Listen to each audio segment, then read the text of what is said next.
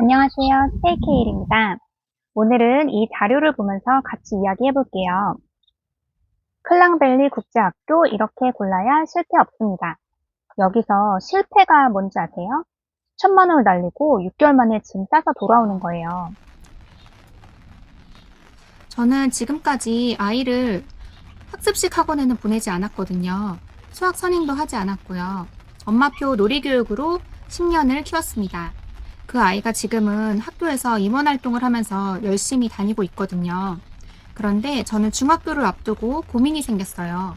이 아이가 지금까지 스스로 빛나게 자랐는데 선행을 요구하는 구조 앞에서 그 빛이 꺾일까봐 걱정이 되었거든요. 그래서 찾은 게 쿠알라룸푸르 클랑벨리 국제학교입니다.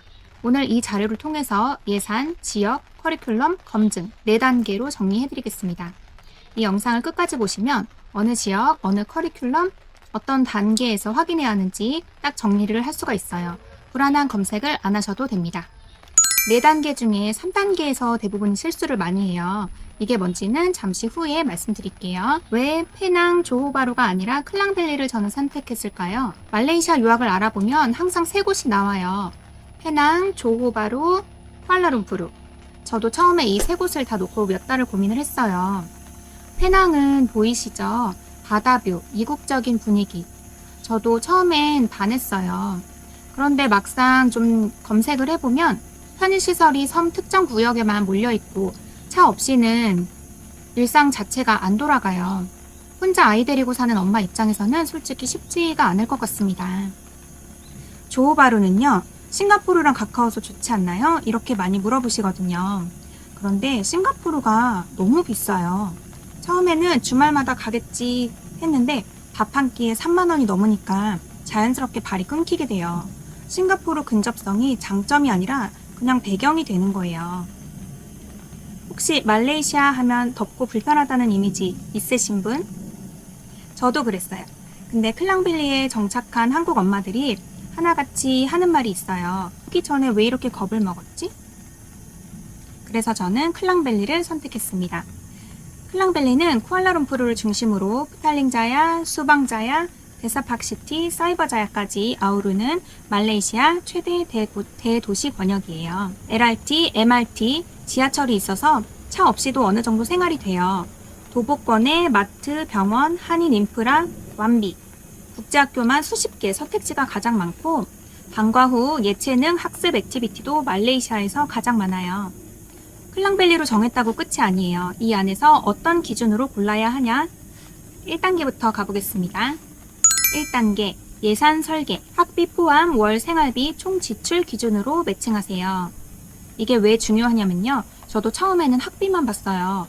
A 학교는 연애 1,000만 원, B 학교는 연애 2,000만 원 이렇게 비교하면서. 그런데 그게 함정입니다. 학비 제외하고 콘도 월세, 장보기, 물가, 차량, 의료비까지 합치면 고정 생활비만 매달 250만 원에서 350만 원이 나와요. 그리고 첫 해에 등록비랑 보증금이 일시불로 나와요. 이게 300만 원에서 500만 원 정도가 소요됩니다. 그런데 이게 환불이 안 돼요. 왜 환불이 안 되냐면 국제학교 계약은 연간 단위거든요. 중간에 나오면 손해를 보는 구조가 계약서에 박혀 있어요. 계약서를 꼭 확인하시고 결정을 하시기 바랍니다. 6개월치 고정 생활비를 먼저 별도로 묶어두고 그 안에서 학비 구간을 찾으세요. 이게 반대가 되면 학비 좋은 학교 먼저 고르고 생활비 맞추려다가 6개월도 안 돼서 재정이 흔들릴 수가 있어요. 월 500만 원 정도 생활비를 생각하신다면 사이버자야, 세티야 알람, 림바유, 신축 콘도가 월세가 상대적으로 저렴하고 넓고 쾌적하게 지낼 수 있어요. 단 차량이 필수입니다. 월 600만 원대라면 스탈링자야, 수방자야, LRT, MRT 전철이 연결이 돼 있어서 초기에 차 없이도 버틸 수 있어요. 인프라 편의성과 교육 수준 균형이 가장 잘 맞는 구간이에요. 월 700만 원 이상이라면 몽키아라, 데스팍시티, 암팡. 도보권에 한인 인프라가 완비되어 있고 영어가 낯선 엄마도 초기 정착 우울감 없이 살 수 있어요. 혹시 대안이 500만 원이 안 된다면요? 그럼 단기 체험부터 시작해보는 게 현실적입니다. 한국인은 많이 안 가지만 상대적으로 저렴한 국제학교들도 있거든요. 처음부터 완벽하게 하려다가 무너지는 것보다는 국제학교 캠프나 스쿨투어로 작게 확인해보고 시작하는 게 훨씬 낫습니다. 예산 구간 잡으셨죠? 근데 그 다음에 엄마들이 가장 많이 간과한 게 있어요. 이게 사실 중도에 귀국하게 되는 큰 원인입니다.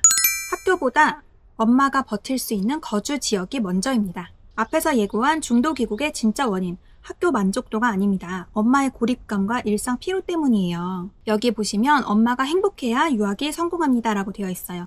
이게 단순한 말이 아니에요. 왜냐면 아이들은 엄마의 감정을 거울처럼 반영을 해요. 심리학에서는 정서 전염이라고 부른다고 합니다.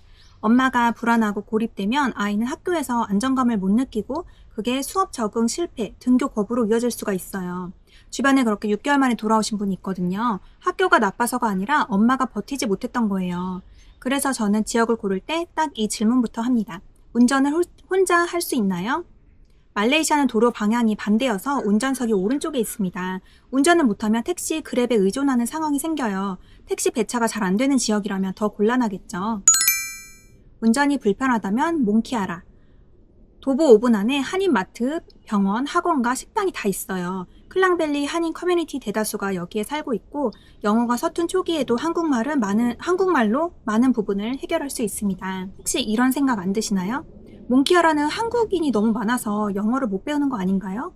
그런데 한국 안에서는 다릅니다. 많은 국제학교들이 한국인 학생 비율을 제한하고 있습니다. 거주지는 한국인이 많은 곳이어도 학교는 다국적 환경이에요. 한국인 학생 비율을 확인해보면 됩니다. 데사팍시티, 최근 급부상하고 있는 친환경 웰빙 단지입니다. 조깅 트랙과 공원이 단지 안에 있어서 엄마 혼자 산책하기 좋아요. 안팡, 가장 오래된 한인촌입니다. LRT 전철도 연결되어 있어요. 사이버자야, 세티야 알람. 가성비와 영어 몰입을 원하시는 분, 외국에서 혼자 사는데 두려움이 없으신 분이 선택할 수 있어요. 한국인이 상대적으로 적어서 자연스럽게 현지 영어에 몰입을 할 수가 있습니다. 학교를 먼저 고르지 마세요. 엄마가 버틸 수 있는 지역을 먼저 정하고 그 안에서 학교를 찾으세요. 순서가 반대가 되면 적응이 어려워질 수가 있습니다. 지역까지 정하셨으면 이제 학교를 좁혀야 하는데 그 전에 하나만 알고 가셔야 해요. 이걸 모르면 입학하고 나서 후회하는 경우가 생깁니다. 3단계에서 대부분이 하는 실수, 커리큘럼을 모르고 학교를 고르는 거예요. 영어가 원활한 아이는 아이비 학교를 선택할 수 있습니다. 그런데 아직 영어 회화가 유창하지 않은 아이라면 영국식이냐 미국식이냐 이게 학교 선택의 핵심인데 브로셔를 보면 다 좋아 보이거든요. 커리큘럼이 다르면 아이가 매일 경험하는 공부 방식이 완전히 다를 수 있습니다. 영국식은 파닉스로 철자법부터 탄탄히 쌓고 셰익스피어 같은 19세기 고전 원문을 깊게 비평하는 방식이에요. 정답이 있는 논증형 에세이 구조입니다. 공부를 체계적으로 하고 한 분야를 깊이 파고드는 아이한테 잘 맞아요. 미국식은 달라요. 네 생각은 뭐야? 를 계속 물어봐요. 오늘 읽은 뉴스에 대해 발표하고 친구 발표에 피드백을 주고 그게 다 GPA 성적입니다. 매일매일 성실하게 참여하고 자기 생각을 표현하는 아이한테 잘 맞아요. 그런데 저는 여기서 깜짝 놀랐어요. 그동안 제가 집에서 해온 방식이 미국식이랑 비슷하더라고요. 왜 이렇게 생각했어? 이걸 먼저 물어보고 정답보다 과정을 칭찬해주는 데 집중해왔거든요. 그 방식이 미국식 국제학교에서는 매일 하는 수업 방식입니다. 슬라이드에 보시면 정착, 성향 매칭이 나와 있죠? 영국식은 공부를 체계적으로 깊게 파고들기를 좋아하는 아이, 미국식은 자신의 의견을 표출하고 토론하고 발표에 적극적인 외향적인 아이. 어느 쪽이 맞다 틀리다가 아니에요. 우리 아이 성향이 어느 쪽이냐예요. 커리큘럼의 차이는 수학에서 또 드러납니다. 많이들 놀라세요. 저도 처음에는 이걸 몰랐어요. 한국에서 수학 선행 많이 한 친구들은 더 잘하겠지 생각했거든요. 그런데 방식이 완전히 다릅니다. 영국식 수학 핵심은 영어 논증이에요. 풀이 과정을 영어로 풀어서 설명을 해야 한다는 겁니다. 최종 답이 틀려도 중간 논증이 맞으면 부분 점수를 받을 수 있어요. 왜 이런 방식이냐면 영국 교육은 결과보다 사고 과정을 평가해요. 한국 수학은 빠른 계산 능력, 영국 수학은 왜 이렇게 되는지를 영어로 논증하는 능력을 키워요. 수학 선행이 많아도 이 논증 방식에 익숙하지 않으면 처음에 상당히 고생할 수 있습니다. 미국식은 벼락치기가 안 돼요. 매일 숙제, 매주 퀴즈, 그룹 프로젝트가 전부 GPA 누적이 됩니다. 꾸준히 성실하게 하는 아이한테 맞아요. 혹시 이런 생각이 드시나요? 그럼 수학을 아예 미리 안 해도 된다는 건가요? 그거는 아닙니다. 기초 연상과 개념 이해는 당연히 필요해요. 근데 선행으로 앞 단계 내용을 미리 외우는 게 아니라 현재 단계를 완전히 이해하고 표현하는 능력을 키우는 게 더 중요합니다. 과학은 영국식과 미국식이 또 다른 방향을 바라보고 있습니다. 이게 더 놀라우실 수도 있어요. 과학이에요. 솔직히 영국식 과학이 더 힘듭니다. 중학교 때부터는 물리, 화학, 생물을 독립 과목으로 다 해요. 실험 보고서도 오차 분석까지 수식으로 써야 해요. 이공계 대학 진학을 목표로 하는 아이들한테 탄탄한 기초를 만들어줄 수 있습니다. 미국식은 NGSS, 차세대 과학입니다. 이론 암기보다 탐구 과정 자체를 체득해요. 이 문제를 공학적으로 어떻게 해결할 수 있을까를 팀으로 고민합니다. 기후변화, 환경 문제 같은 실생활 테마에 코딩까지 결합한 프로젝트. AP 과목으로 대학 학점을 미리 딸 수도 있어요. 한 가지를 깊이 파고드는 전문가형 아이라면 영국식, 다양한 분야를 넓게 경험하는 올라운더형 아이라면 미국식. 네, 저희 아이 꿈이 작가거든요. 크면서 달라질 수 있겠지만 현재로 봤을 때는 작가가 꿈이고 다양한 걸 경험해보는 게 작가가 되는데 도움이 된다고 생각하고 있어서 저희 부부는 미국식을 선호하고 있습니다. 그런데 아이는 학교 투어를 해보더니 영국식이 더 재밌어 보인다고 하더라고요. 그래서 아직까지는 저희도 선택을 하지 못했습니다. 이번 여름에 한 달 살기를 두 번째로 가는데요. 이번에도 가서 아이와 함께 여러 학교 투어를 해보고 또 생각을 해볼 생각입니다. 저희 아이 유치원 선택할 때도 아이와 함께 10곳도 넘는 곳을 다 가보고 최종적으로 아이의 의견에 따라서 결정을 했었거든요. 이번에도 아이와 함께 학교들을 다 가보고 아이와 상의를 한 후에 결정을 할 예정입니다. 그렇게 하면 아이와 엄마가 함께 만족할 수 있는 곳으로 절충안이 나올 수 있을 거라고 생각합니다. 커리큘럼 방향까지 정해지면 이제 마지막 단계예요. 이 단계를 건너뛰면 수천만 원의 차이가 납니다. 앞에서 말씀드렸던 수천만 원의 차이, 이게 검증을 생략한 차이예요. 브로셔를 보고 유학원 말 믿고 입학 신청서 내는 거, 저도 처음엔 그렇게 하려고 했어요. 근데 지난 겨울 한 달 살기 때 그게 얼마나 무서운 일인지 깨달았습니다. 첫 번째, 예산 설계 이미 하셨죠? 여기서 하나 추가하면 환율 변동에 대비한 15에서 20% 버퍼 자금 준비해 두셔야 돼요. 환율이 갑자기 오르면 링깃 생활비가 한 번에 올라요. 이 버퍼가 없으면 환율 한 번에 재정이 흔들릴 수 있습니다. 두 번째, 정착 인프라. 2단계에서 지역 고른 거랑 연결이에요. 운전을 기피 하신다면 몽키아라 도보 생활권, 대중교통이 중요하시다면 역세권 콘도를 선택할 수 있습니다. 엄마의 고독감과 적응 피로를 해소하는 게 먼저예요. 3번 중요합니다. 국제학교 방학 캠프를 참가해보는 거예요. 방학 동안 다국적 친구들이랑 같이 생활을 해보는 거예요. 여기서 제일 중요한 게 뭐냐면 아이의 반응입니다. 캠프가 끝나고 아이가 스스로 엄마 나 여기 다니고 싶어 라고 하면 그때 다음 단계로 가세요. 그 신호가 없으면 입학 결정을 하지 마세요. 아무리 좋은 학교여도 아이가 원하지 않으면 의미가 없습니다. 혹시 이런 생각이 드실 수도 있어요. 캠프에 또 비용이 드는 게 아닌가요? 캠프 비용은 몇십만 원에서 몇백만 원 정도예요. 아이 사인 없이 입학했다가 실패하면 더 큰 돈을 잃을 수도 있습니다. 캠프는 가장 저렴한 검증 비용이라고 생각합니다. 그리고 주중 스쿨 투어.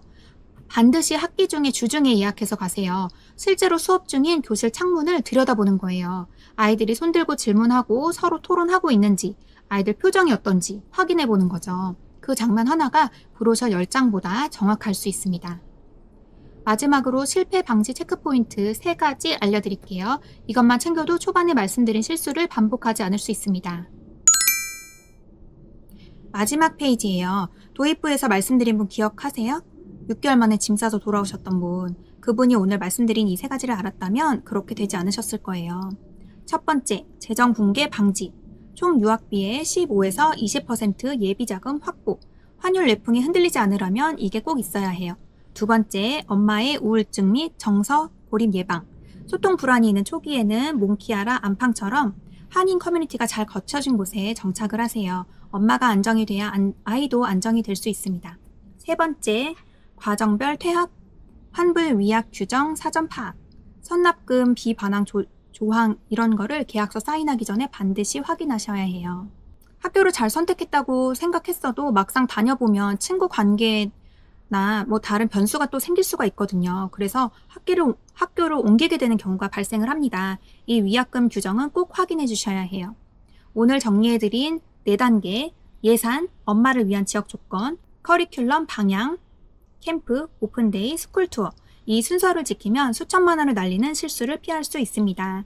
이런 분들한테 오늘 영상이 특히 잘 맞을 수 있어요. 클랑벨리 쿠알라룸푸르 클랑벨리 유학을 막연하게 생각했는데 기준이 없으셨던 분, 좋은 학교인 건 알겠는데 우리 가족이 버틸 수 있을지 걱정되었던 분, 아이한테 더 넓은 세상을 보여주고 싶은데 어떻게 시작할지 모르셨던 분, 이 4단계가 그 출발점이 될 수 있습니다.